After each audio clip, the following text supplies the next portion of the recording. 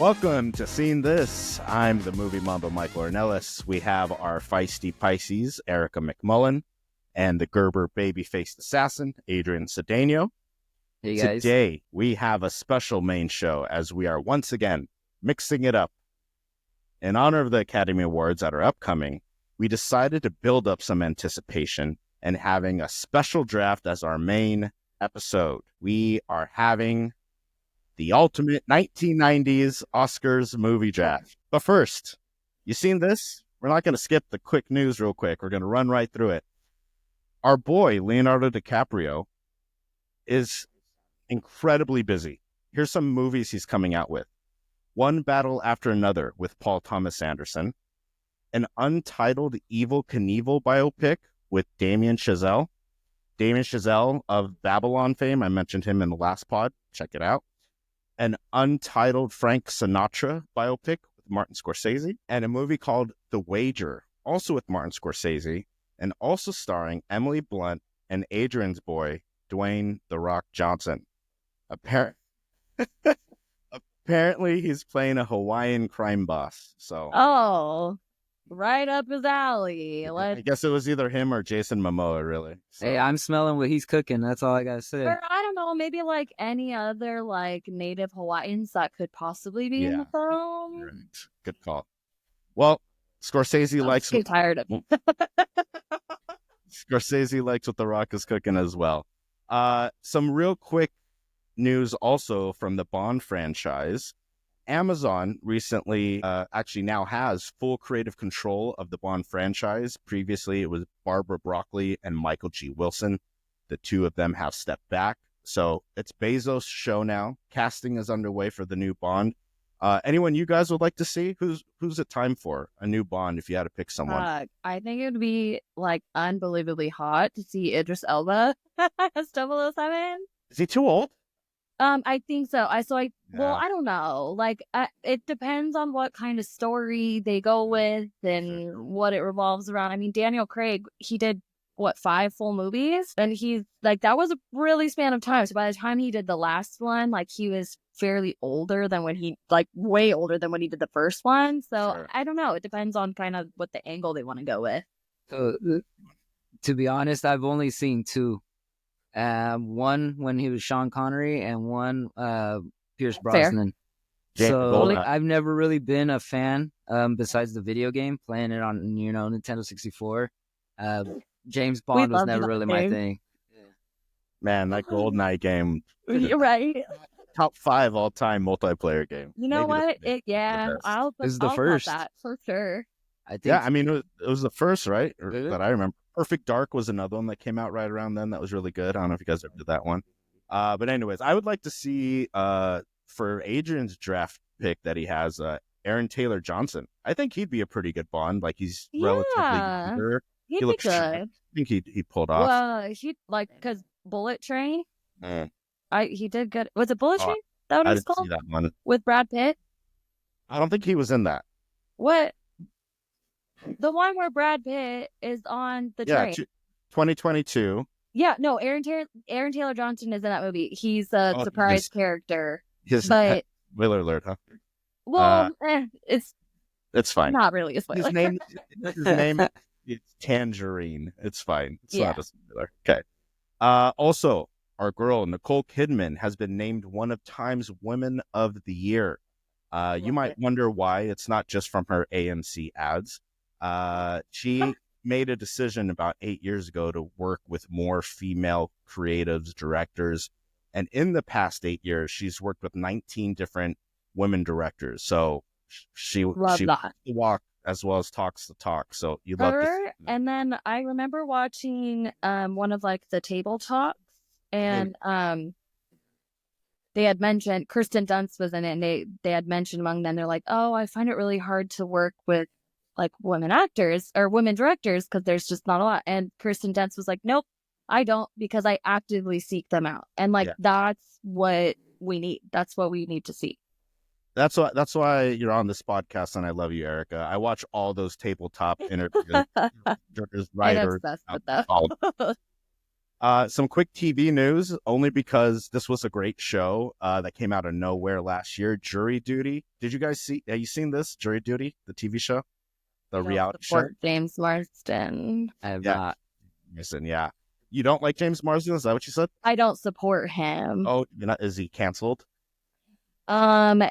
When the whole like Dan Schneider news came out about all of the Nickelodeon and stuff, and a bunch of people had written letters in support of Dan Schneider, and he was one of them, and had not come out after the documentary came out, didn't say anything about it, kind of just like let it sweep under the rug, and a lot of people were rightfully upset with him about it because there were other actors who had been working on certain sets who were like, we legit had no idea. We're so sorry we would ever do that. Like, we don't support that. I rescind any support for him, except for James. Well, didn't know that.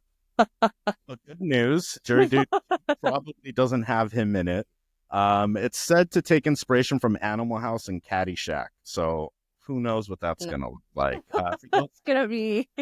For those of you that aren't familiar with Jury Duty, pretty much they had one real person going through the jury selection process, being on a jury, doing the whole 9 yards, but everyone else is an actor, and he's the only one that doesn't know. And all these crazy things happen during the jury process. So, anyways, really funny. I don't want to knock him because he is a brilliant actor. Like I have seen him and stuff in the past when I was like unaware of that stuff, but don't support him anymore. Last bit of news for Adrian. Your boy Will Smith says Hancock 2 is officially in the works. I saw that. Your girl Zendaya is being approached for a role in the film. To be honest, I never saw the first one. I understand it's like superhero kind of movie, right? Yeah. Yeah. He's like a bad superhero. Like, he's an alcoholic and just like he wants to be left alone. Yeah. And then his counterpart is a woman. They were created together. They go together, but they separate. And she has powers too. And Charlize Theron. As long as she's on screen, I'll watch it. As long as she's on screen, I'll watch it. Performance got it. Yeah. So it was a good movie though. I liked Hancock. So I'm looking forward to a Hancock 2. It was fun. Okay. It's a fun movie. All right. Well, without further ado, that's the news of the week. Let's get into our 90s Oscar movie draft.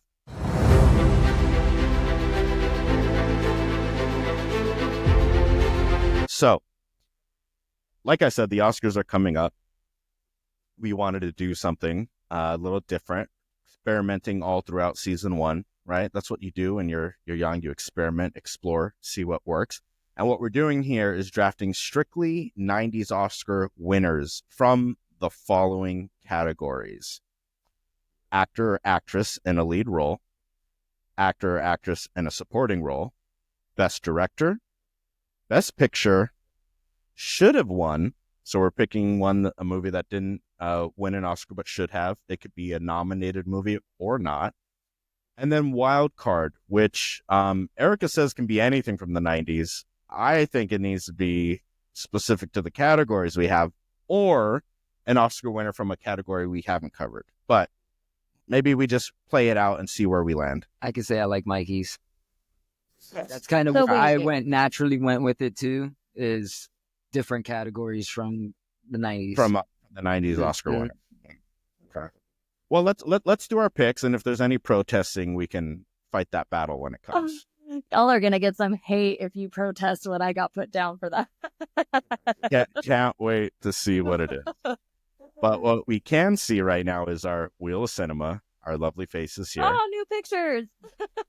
Adrian was first our last draft, so everyone's gone first at least once. First pick for this 90s. I also like that the center is the seamless. Like, that's so cute. Look at that. All of a sudden, he gets back-to-back first pick. Oh. Wow. Okay. And number 2. Oh, my God. No. Okay.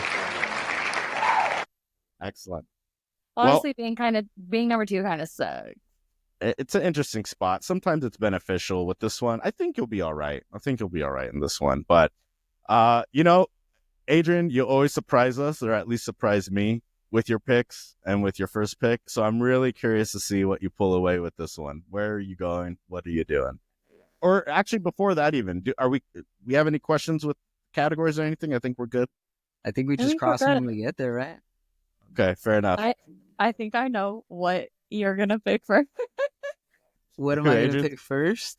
No, I don't want to say it, but I think I know what you're gonna say. Let's see. I think I'm just gonna go Best Picture. Okay. And I'm gonna go with Forrest Gump. Forrest Gump. Okay. Tom Hanks. Solid for me. Yeah. It's a classic. I think they reference it in Tropic Thunder. You never go full retard, you know. Tom Hanks legit played that role perfectly. I think that whole script was written perfectly, and for the editing at the time, like, it was still such good edits where, like, they legit placed them in the White House. They legit placed them in these historical events. And it was great. And Jenny just makes you so upset and so frustrated, but it's just a wonderful story. And Tom Hanks did such a good job. One of the kids that I used to babysit did not understand that Forrest Gump did not happen in real life. Did not have what? Sorry? Like, didn't happen in real life. So, like, when he was getting, like, the award from the president, they were like, that's so cool. And I was like, this is not real. Like, this did not happen. I mean, they do a great job. Like, they do. You're absolutely right, Adrian. Like, they do a great job of, like, incorporating all of that in that movie. Yeah, 1994 Forrest Gump. I mean, it's tough. It's questionable if we can still quote that movie, you know. But pick the right character. And his mom, Sally Fields, in Forrest Gump, is hooking up with the teacher. I think it is, right? Yeah. What a movie. Or the doctor, maybe? Or the doctor to get his legs straightened?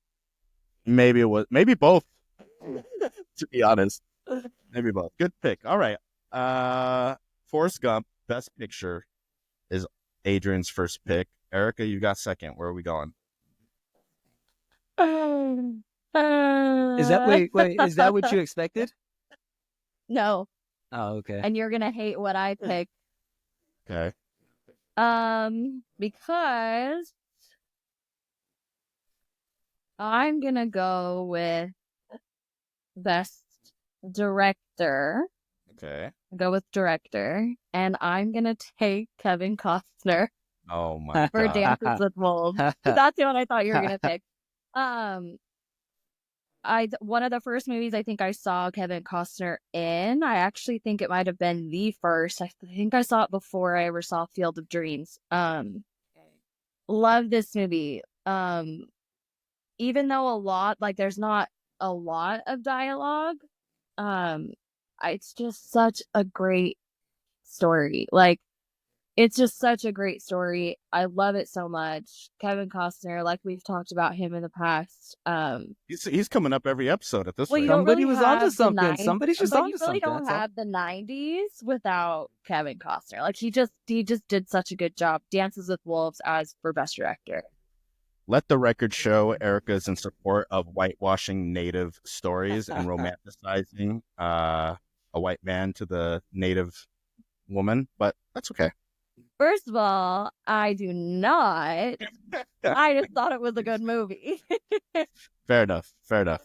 All right, so Dances with Wolves director Kevin Costner off the board. I love it. So far, I'm in good shape.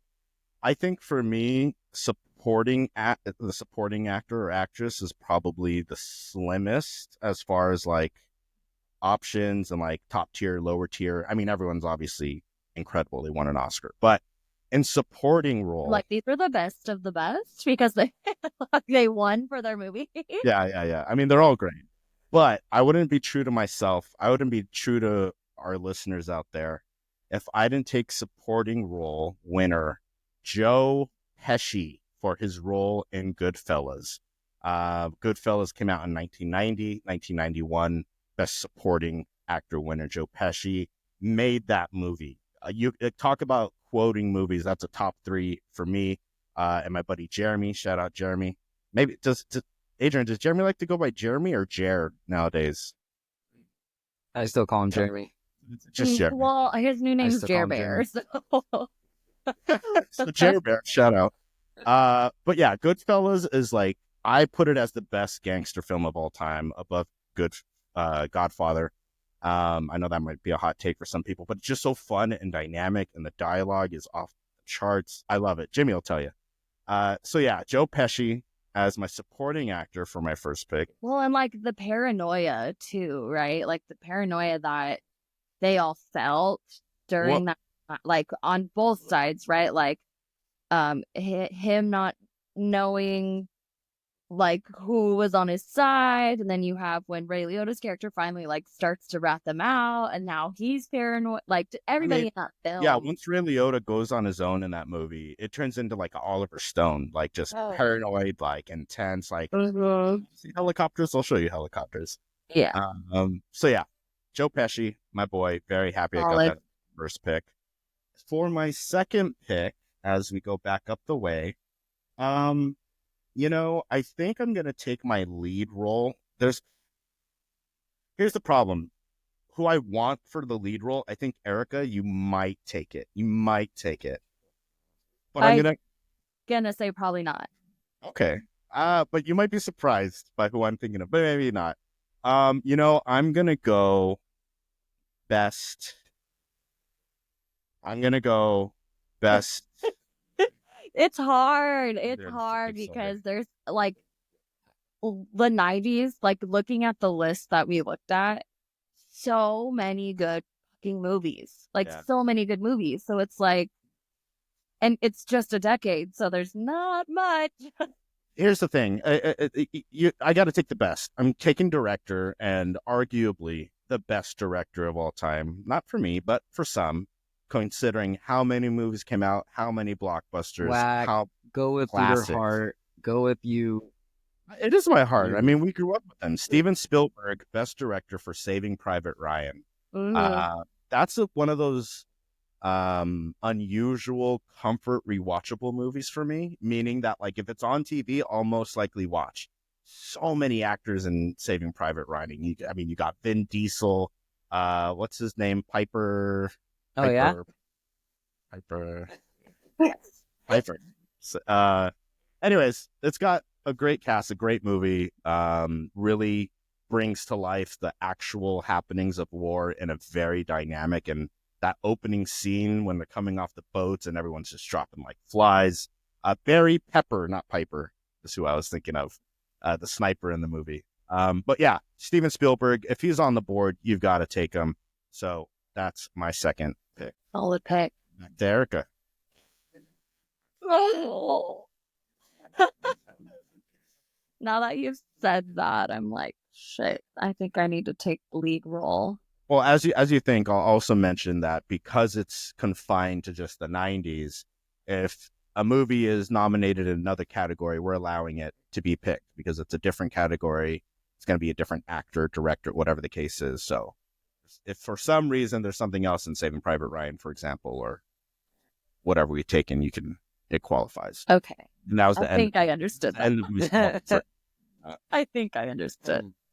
I'm gonna go with lead role. Okay.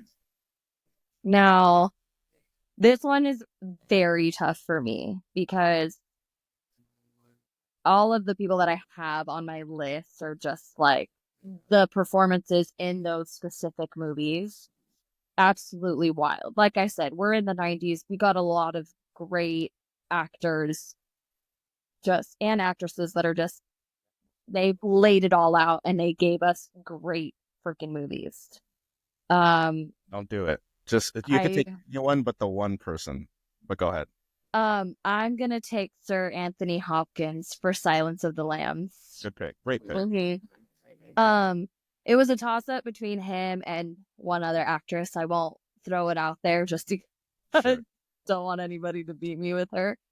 But this movie, if you have not seen Silence of the Lambs, go watch it. Just at least once. You know, performances across the board were great. But Sir Anthony Hopkins is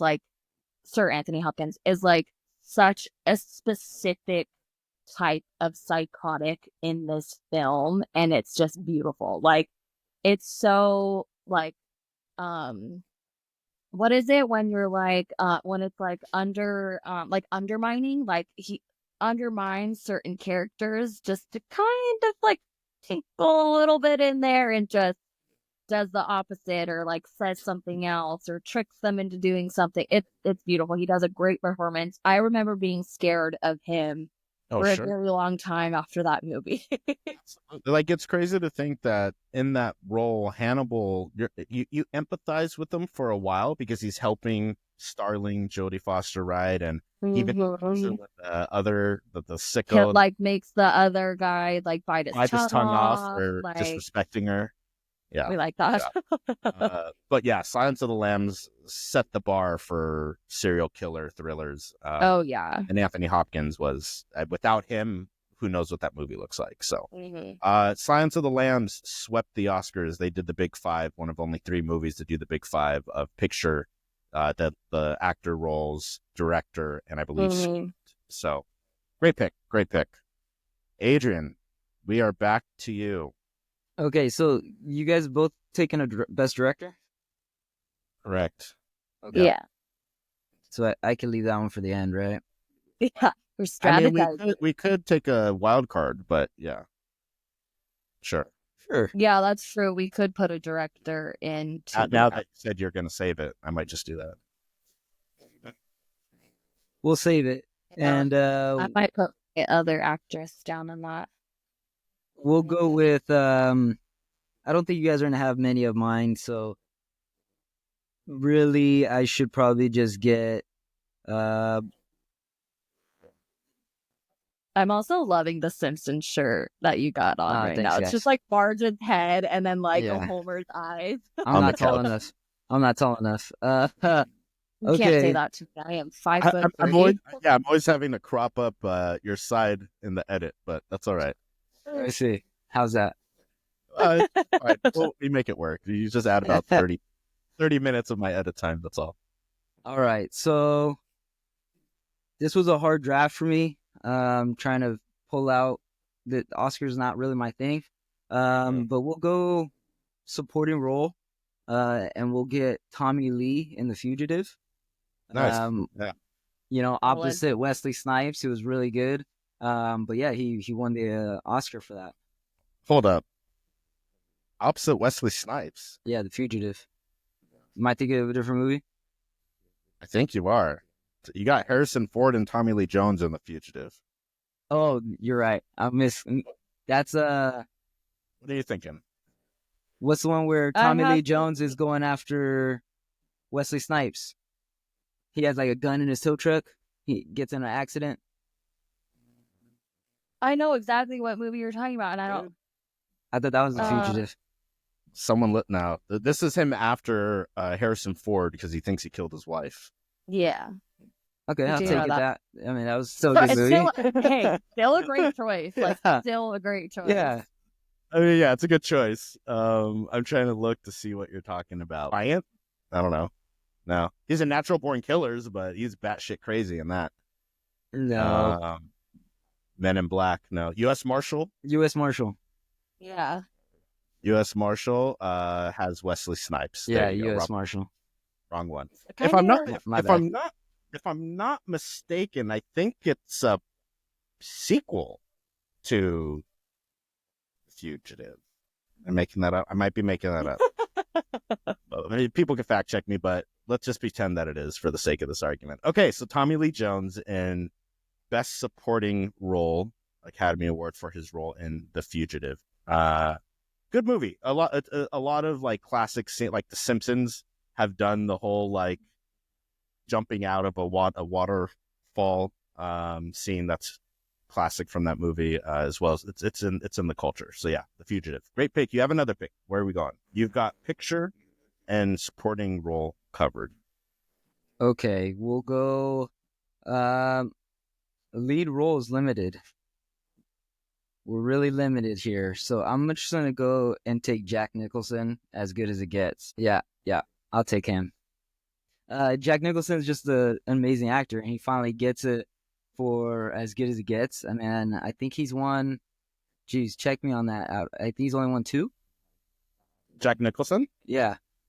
If I'm not mistaken, without looking at it right away, I think he's won 3. It's either 2 or 3. Did he win for The Departed or One Flew Over the Cuckoo's Nest? I think he won for One Flew Over the Cuckoo's Nest. He won for One Flew Over the Cuckoo's Nest, but right. I don't know about Departed. Anywho, it's okay. I can edit out the down. Wait, what? Yeah. Okay. Here, I got it for you. What year was The Departed? 2006. That was 2000. I was gonna say that's not even 90s. 2004, 2006. Something like that. So he's won it twice for As Good as It Gets and for One Flew Over the Cuckoo's Nest. Yeah. He's also won an Academy Award for Best Supporting Actor in his role in Terms of Endearment. So, I mean, yeah, Jack's great. As Good as It Gets. It hasn't aged too well. There's a lot of interesting gay jokes, and gay bashing, a hate crime that opens up kind of the MacGuffin of the movie. But it's got its moments. It's funny. I mean, Helen Hunt, I think, won her Academy Award in that movie as well. So yes. Yeah. Okay, so you took Jack Nicholson, As Good as It Gets, in the lead. It now comes to Erica, who has director and lead role. I'm going to go with should have won. Okay, we're going into the should-haves. I firmly believe that Samuel L. Jackson should have won for Pulp Fiction. I think he was snubbed. His performance compared to probably all of the people in that category was just like, way, way, way better in my humble opinion. Yeah, for sure. Someone who was like very deserving of it that year, and I think he was snubbed. So I'm going to take Samuel L. Jackson for should have won for Pulp Fiction. Samuel L. Jackson was a victim of going up against someone that's been a titan of the industry but had never won before, in Martin Landau for his performance in Ed Wood.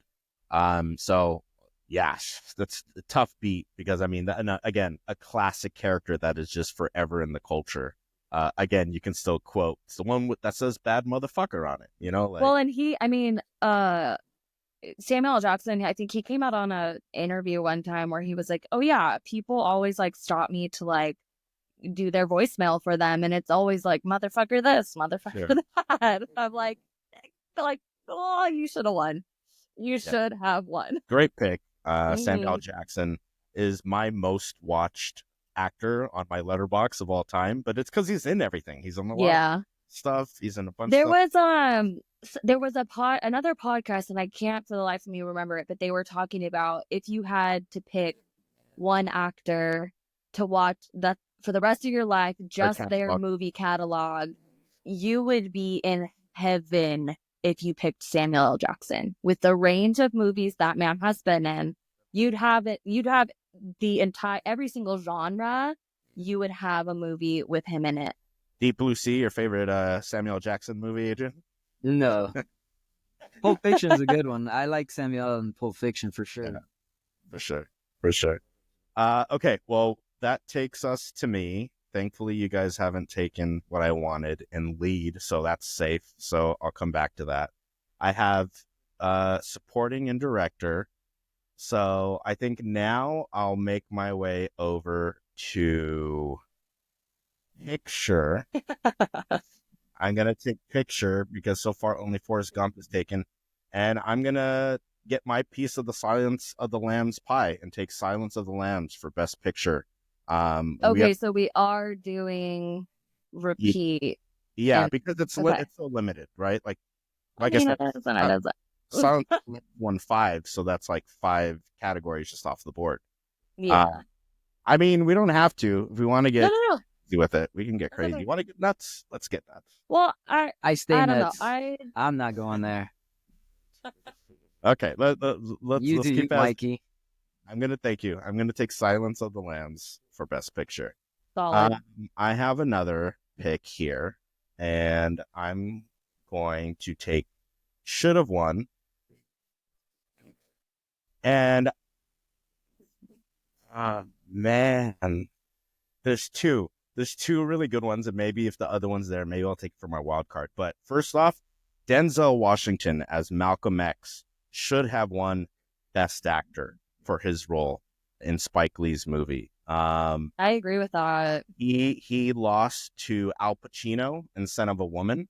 To be honest, I rewatched part of Son of a Woman in preparation for this because I'd seen it a while back, and I remember parts of it, and it's early, unhinged Pacino doing all kinds of voices.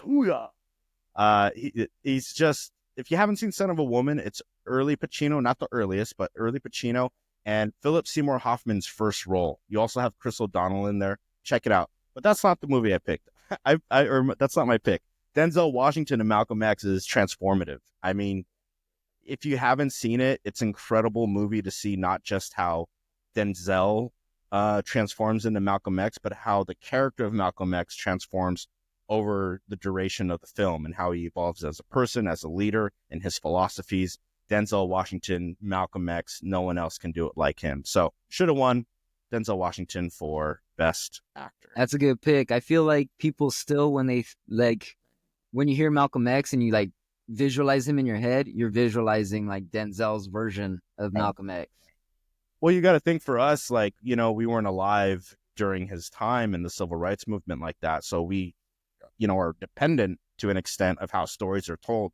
So when it's done and portrayed and executed the way this was, it's going to have lasting powers, and no one's going to get mad about it because it's a good performance, right? So, yeah, that's my pick. We are now back to Erica.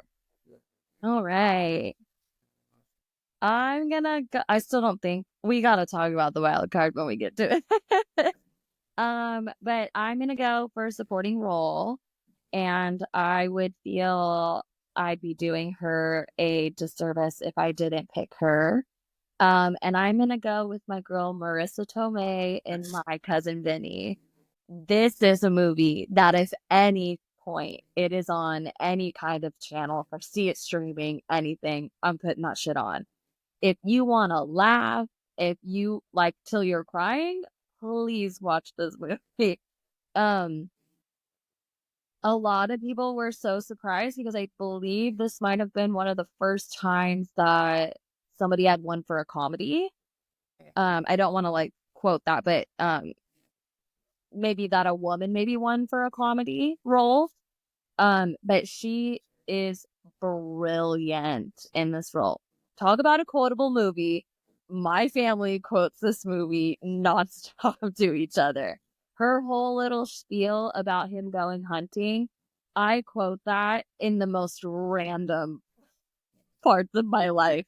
But great performance by Marissa Tomei, a fellow Sicilian for My Cousin Vinny.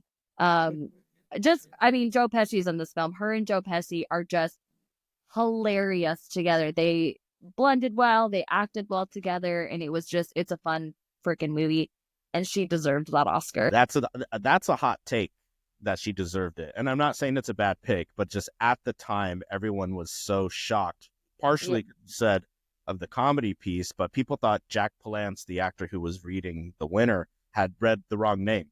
That's how shocking it was at the time. I love Marissa Tomei. If you haven't, folks, go see Before the Devil Knows You're Dead. Again, Philip Seymour Hoffman, you got Ethan Hawke, and you have Marissa Tomei. Adrian, don't let Rosalind catch you watching this movie, but check it out. It's a good one. It's honestly a good one. Maybe on your ride home. Okay, so you took Marissa Tomei, My Cousin Vinny. Adrian, you got your pick. All right, so I'll just knock my two out for wild card and should have won. Okay. So wild card, and we'll go Terminator 2 ended up winning for visual effects, and I think a few other things like makeup and nice. Original song or original score. But yeah, Terminator 2. I had to find a way to get some kind of sci-fi Arnold Schwarzenegger. That was a good series. That was like early 90s for me, was like all about action like flicks. And Terminator 2 was right up there. So I'll take Terminator 2 winning visual effects. Good call. That's a great pick. The best Terminator, right?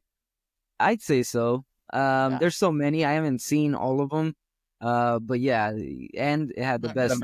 It definitely had the best visual effects, having him melt and like come out of the melting, and like the way they just transitioned to all their morphing was really good. James Cameron, man, still on the board for a different movie, but yeah, for sure. Next pick. All right, next pick. I was gonna go should have won, but now that you mentioned James Cameron, I should take him as my director. So I'll go ahead and take him. It's one of my wife's favorite movies. For me, it's like I can watch it, but it's bearable at least. Titanic. You haven't meant, yeah, Titanic. So James Cameron won Best Director. It was a good movie. It's an epic movie. Leonardo DiCaprio. It is all right. Like Eric mentioned before, Billy Zane ended up. Yeah. Good score. And yeah, we talked about it a little bit before when I took it in the last draft, which, by the way, I'm kicking ass in the voting so far, but we don't need to get into that. But yeah, I think Titanic's a great pick. James Cameron, director. Like, for me, Steven Spielberg, James Cameron, they're just different, but same tier of director, right? For sure. All right. Well, great pick.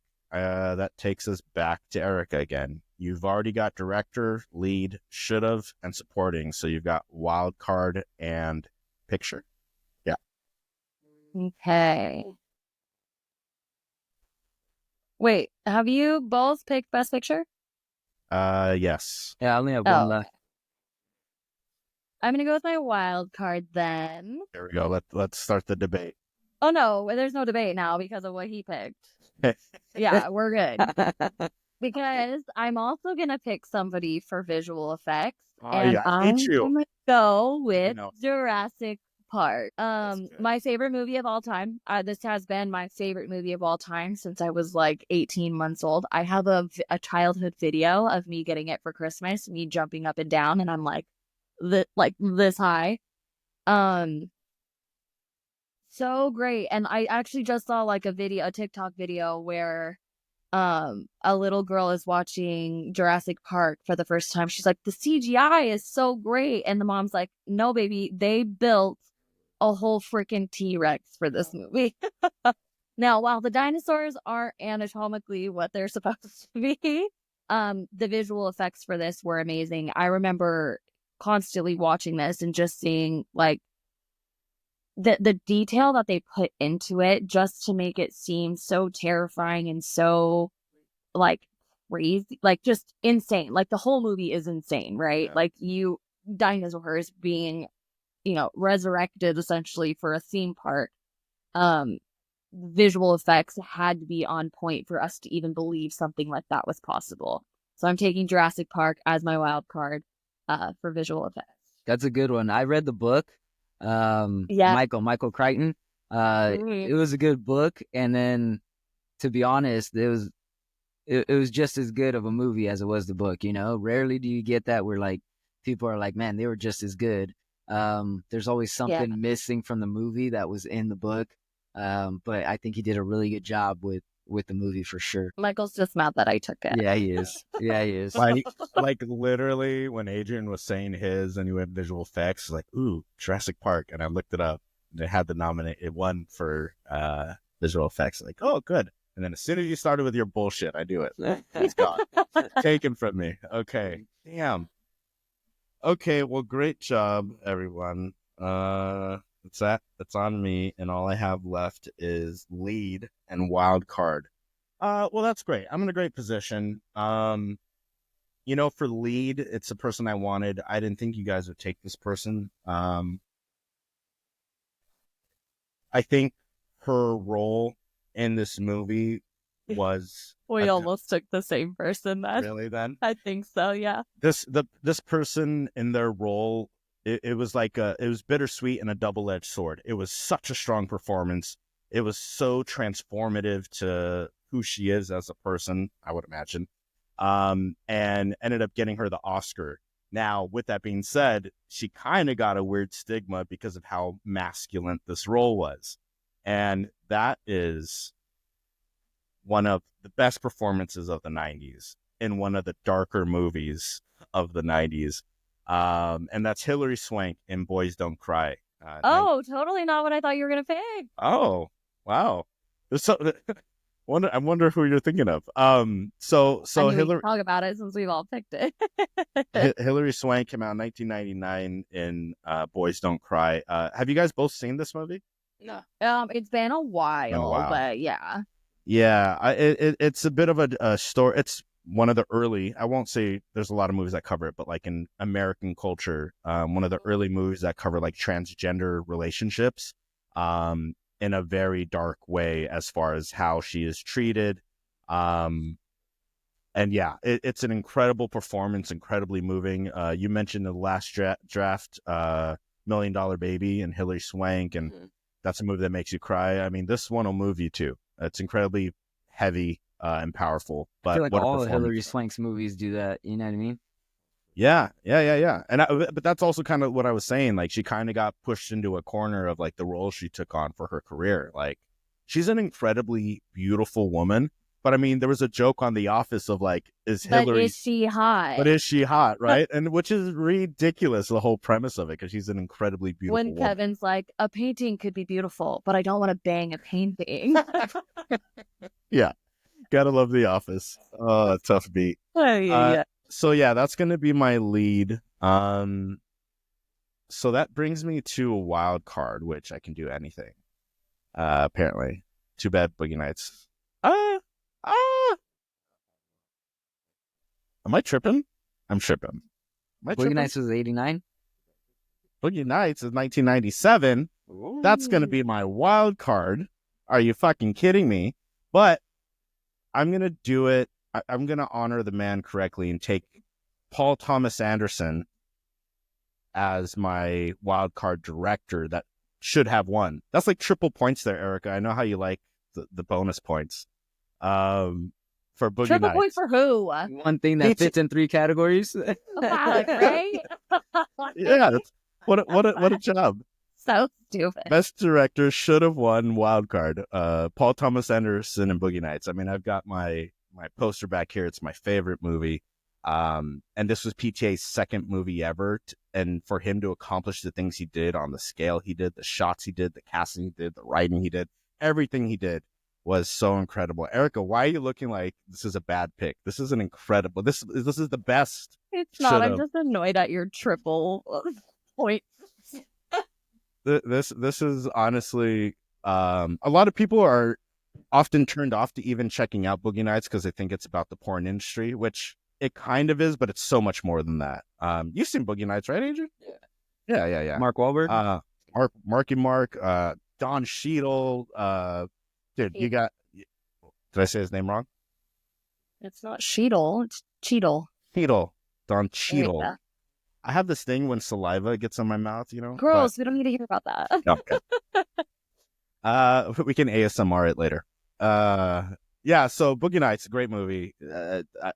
I'm very happy that came to mind on the spot to take PTA for director wildcard. What was your other wildcard? Like, did you have anything written down for it?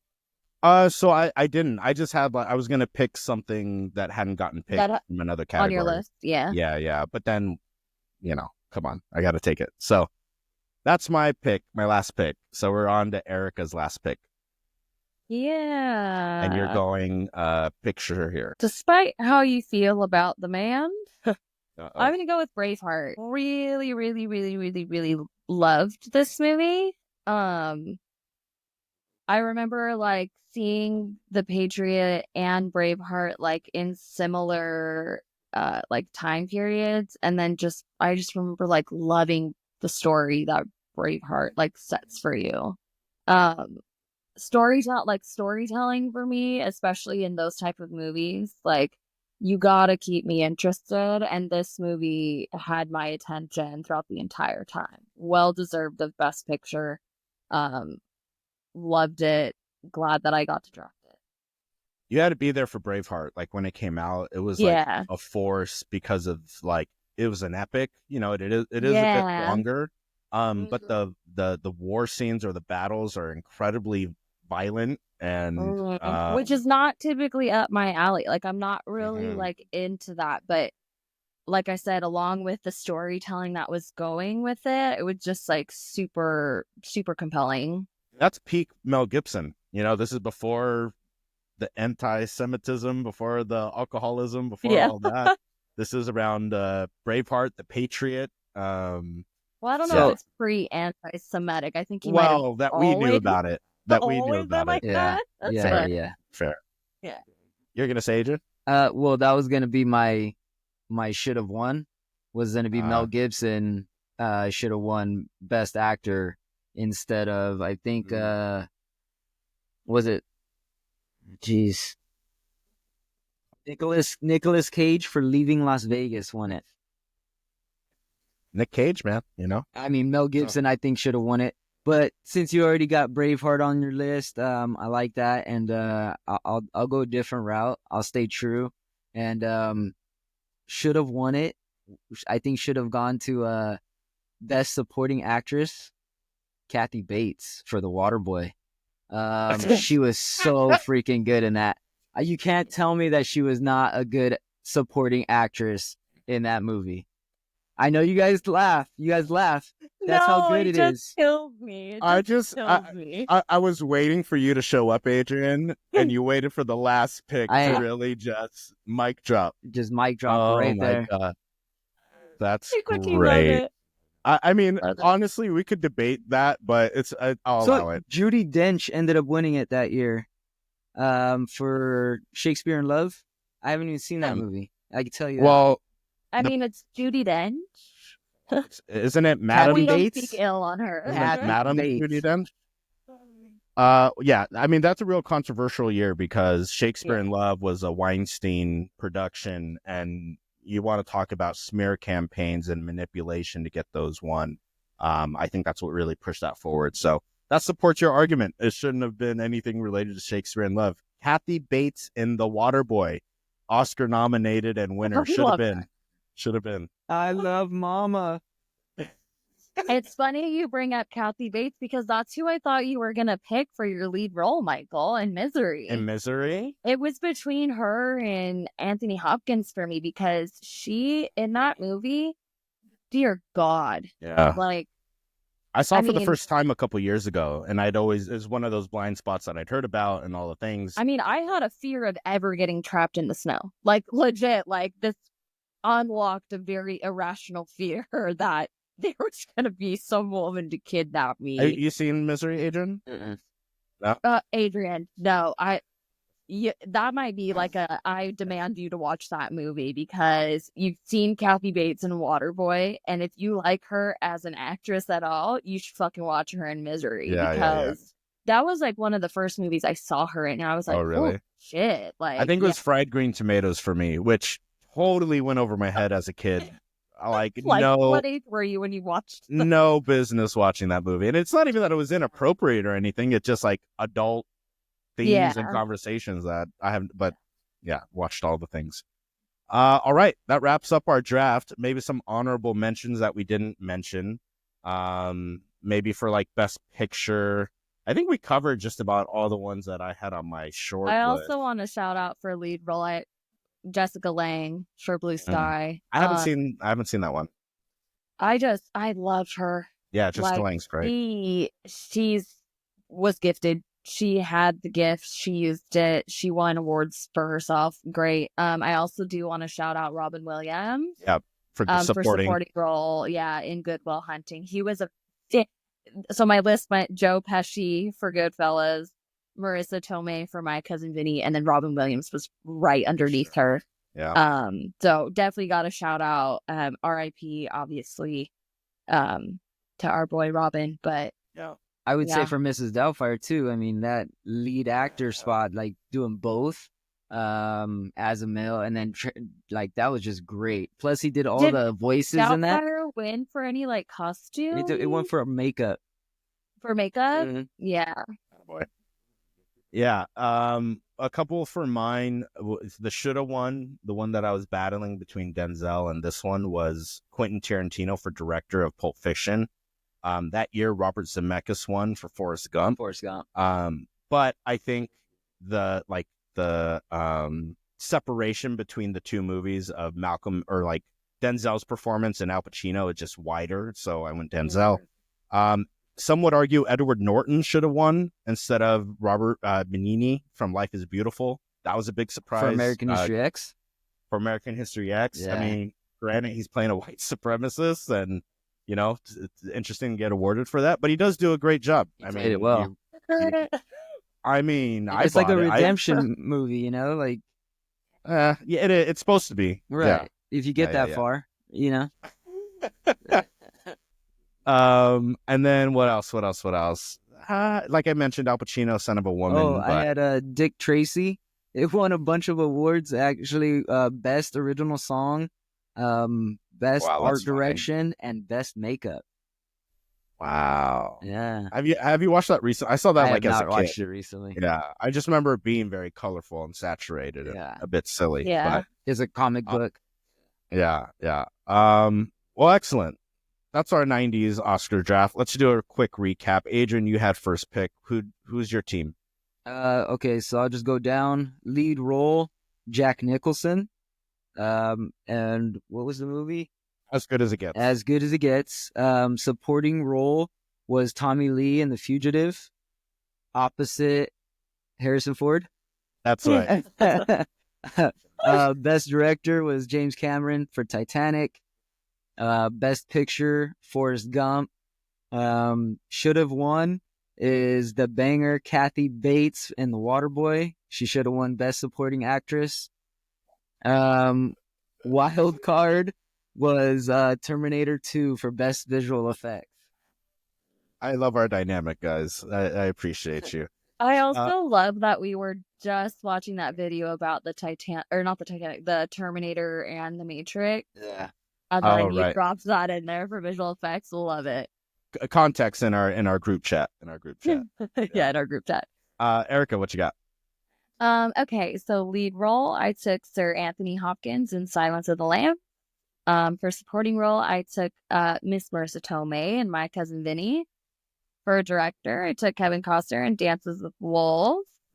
For best pick, stop laughing at that. Sorry. I was holding in a sneeze. The politics. I know. For best picture, I took Braveheart. Should have won Samuel L. Jackson for Pulp Fiction. And for my wild card, we're gonna Jackson. For wild card, we're gonna go Jurassic Park winner for visual effects, 1994. Love it. Okay, my team. Joe Pesci in Goodfellas for supporting actor. We took best director, Steven Spielberg in Saving Private Ryan. Best picture, I took Silence of the Lambs. Should have won Denzel Washington and Malcolm X over Al Pacino and Son of a Woman. Lead in a role, let us just take note that I'm the only one that took a lead woman, Hilary Swank. Let the record show. And wild card, I took Paul Thomas Anderson in Boogie Nights. Should have won Best Director. Triple points there. So that is more cheating. More Hilary cheating. Swank your only woman on your list? I said no. I just yeah, she is. Oh. To be fair, we all only have one woman. We all do have one woman though on our team. You have Marissa. Yeah. Adrian's got Kathy Bates in The Waterboy. I just love it. Well, hey, and I didn't even do that by like trying to have one woman. It's just natural, Mikey. To just have one. Got it. Noted. For the record. That is our draft. Make sure you vote on Instagram, seeingthis.pod. You can follow our other socials. Blue Sky Letterboxd is at seeingthispod. YouTube is at seeingthispod. Adrian, where can you listen? Spotify. And Apple Podcasts. You can listen and watch on Spotify. Yeah. And check out some other reviews that I've written on our website, which also has links to all our socials. It has a whole podcast there also if you want. You can even hang out there. www.seeingthispod.com. Like, comment, subscribe. Right now, what you're doing, minimize your window. Follow us on YouTube. Follow us on Spotify, Apple Podcasts. Like the video. We greatly appreciate it. And we will see you on our next episode. Be safe.